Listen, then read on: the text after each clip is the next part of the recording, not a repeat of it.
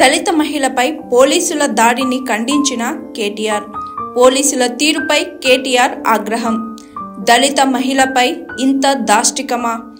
ఇదేనా ఇంద్రమ్మ పాలన? ఇదేనా ప్రజాపాలన? దొంగతనం ఒప్పుకోవాలంటూ థర్డ్ డిగ్రీ ఉపయోగిస్తారా? మహిళ అని చూడకుండా ఇంత అవమానవీయంగా ప్రవర్తిస్తారా? నిక్కర్ తొడిగి బూట్ల కాళ్ళతో తన్నడమా? ఇంత కక్కస్తత్వమా? సిగ్గు సిగ్గు. కొడుకు ముందే చిత్రహింసలా రక్షించాల్సిన పోలీసులతోనే రక్షణ లేని పరిస్థితి. ఏం జరుగుతుంది ఈ రాష్ట్రంలో? మహిళ అంటే ఇంత చిన్న చూప? ఓవైపు మహిళపై అత్యాచారాలు, అవమానాలు, మరోవైపు దాడులు, దాష్టికాలు.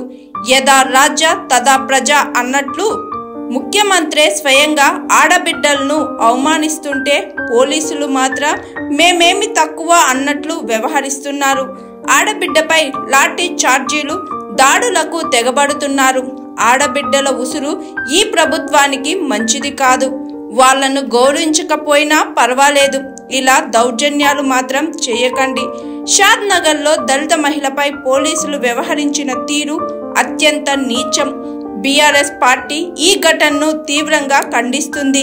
వెంటనే ఈ దాడికి పాల్పడిన పోలీసులపై ఎస్సీ, ఎస్టీ అట్రాసిటీ కేసు నమోదు చేయాలి.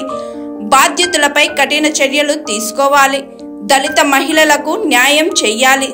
దళిత వ్యతిరేక, మహిళా వ్యతిరేక కాంగ్రెస్ సర్కార్ను తెలంగాణ సమాజం ఎప్పటికీ క్షమించదని ఎక్స్ వేదికగా కేటీఆర్ ఆగ్రహం వ్యక్తం చేశారు.